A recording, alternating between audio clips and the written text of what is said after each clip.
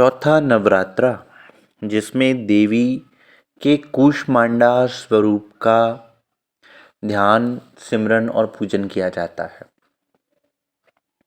कूष्मांडा स्वरूप, कू अर्थात छोटा, ऊष्मा अर्थात ऊर्जा और अंडा अर्थात इस ब्रह्मांड और अंड को ही अंडा कहा गया है। कूष्मांडा जिनकी ऊर्जा से ब्रह्मांड की उत्पत्ति हुई हो। जैसा कि हम जानते हैं कि जब इस संसार में कुछ भी नहीं था, ना अंड था, ना पिंड था, ना ब्रह्मांड था, तब ब्रह्मांड की रचना करने वाला एकमात्र पूर्ण पुरुष परमात्मा थे, जिनकी कृपा से, जिनकी एक नज़र से इस सृष्टि की रचना हुई। श्री गीता जी में भी ये प्रमाण है कि द्वाइविमो पुरुषो लोके क्षर चाक्षर एवच क्षरा सर्वाणि भूतानि कुटस्थु अक्षरा उच्यते। इस संसार में दो पुरुष ऐसे जो क्षर और अक्षर के रूप में प्रसिद्ध हैं, जिनमें यहाँ कण कण में क्षर व्यापक है और अक्षर जो कि कुटस्थ है। उन अक्षर ब्रह्म के द्वारा ही इस सृष्टि की उत्पत्ति होती है। लेकिन वो उत्तम पुरुष परमात्मा, उत्तम पुरुष सत्वान्यः परमात्मा इति उदार्यते, कि वो जो परमात्मा है, जो पूर्ण है, जिसके हुक्म से अक्षर ब्रह्म भी सृष्टि की रचना करते हैं, वो उनसे, उस अक्षर ब्रह्म से भी परे है।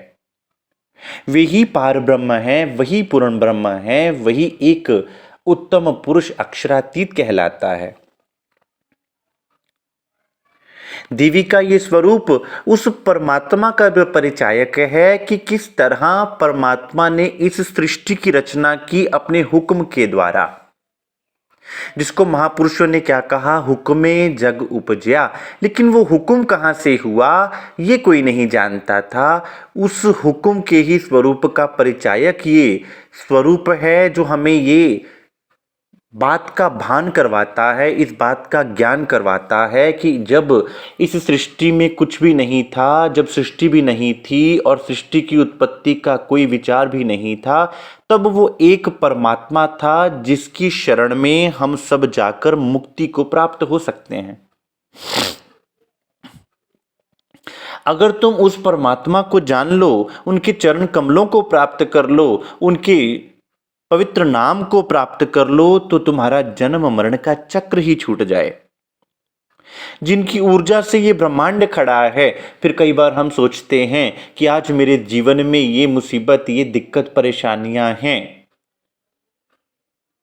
वो परमात्मा जिनका नाम आपको अचिंत कर देने वाला है, चिंता से मुक्त कर देने वाला है, जिनकी ऊर्जा से आपको श्वास आ रहे हैं, जिनकी ऊर्जा से ये संसार खड़ा है, तो विचार कीजिए कि वो क्या आपके दुखों का हरण नहीं करेगा। वंदो सतगुरु चरण को, करूं सप्रेम प्रणाम, अशुभ हरण मंगल करण। धन्य श्री देवचंद्र जी नाम। उसका नाम ही अपने आप में अशुभ का हरण करने वाला है। फिर उस अशुभ हरण परमात्मा को हम क्यों ना जाने, जिसकी एक नजर से, जिसके एक हुक्म से ऐसे कई कोट ब्रह्मांड अस्तित्व में आ जाते हैं और जिनकी आनंदमय दृष्टि से इस ब्रह्मांड के अंदर जीवन संचारित होता है। देवी का यह स्वरूप कमंडल, धनुष, बाण, कमल का फूल, अमृत कलश, चक्र, गदा और माला को धारण करते हुए दिखाया गया है। अष्टभुजाधारी ये स्वरूप हमें बार बार प्रेरणा देता है कि तुम्हारे हाथ में लक्ष्य को भेदन करने की शक्ति दी है। तुम अपना लक्ष्य उस पार ब्रह्म को बनाओ, फिर अपने ध्यान का वाण चलाओ, तो उस पारब्रह्म के प्रेम को तुम पा सकते हो। और इस संसार में कमल के फूल की भांति रहो। जैसे कमल का फूल जल से बाहर रहता है, जल में नहाइए, कोरे रहिए और अपने भक्ति और वैराग्य के कमंडल को भर कर रखो।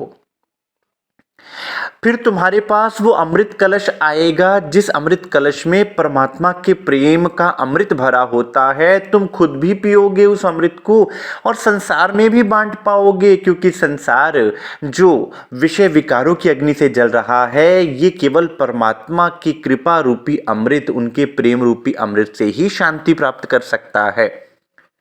और जहां अंधकार नजर आए तो उस अंधकार को काटने के लिए वो ज्ञान रूपी चक्र हमारे बुद्धि और विवेक के रूप में हमें परमात्मा ने दिया, अपने ज्ञान के रूप में दिया कि इस अंधकार को तारतम ज्ञान कहा गया। उस अंधकार को मिटाने वाले ज्ञान को तारतम ज्ञान कहा गया कि उस तारतम ज्ञान के प्रभाव से तुम उस अंधकार को छिन्न भिन्न कर सकते हो। गदा किसका प्रतीक? तुम्हारे बल का प्रतीक, कि अगर संसार में तुम्हें संघर्ष भी क्यों ना करना पड़े तो तुम घबराना मत। तुम ये विश्वास रखना कि तुम परमात्मा की शरण में हो तो परमात्मा पल पल तुम्हारे साथ हैं। एक पल के लिए भी अपने हौसले को डिगने तुम देना मत।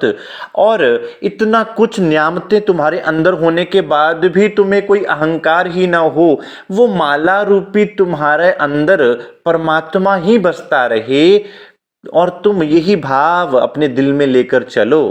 ना कछु किया न कर सका न करने जोग शरीर, जो कछु किया सो साहिब किया भाई कबीर कबीर। देवी का स्वरूप आपने सुना और उनका निवास कहाँ बताया गया? सूर्य। जैसे सूर्य इस संसार को ऊर्जा देने वाला है, वैसे ही वो पार ब्रह्म परमात्मा जो क्षर अक्षर के परे हैं, वो इस संसार को ऊर्जा देने वाले हैं, वो इस संसार को जीवन देने वाले हैं। वे प्राणों के नाथ प्राणनाथ हैं। वाहन के रूप में सिंह दर्शाया गया है, जो बल का प्रतीक है, निर्भयता का प्रतीक है कि उस पार ब्रह्म को जानने के बाद फिर तुम्हें ना तो मृत्यु का भय रहेगा ना दुख का भय रहेगा, क्योंकि परमात्मा तुम्हें दुख से मुक्त करवाकर निर्भयता की अवस्था में ले जाएगा।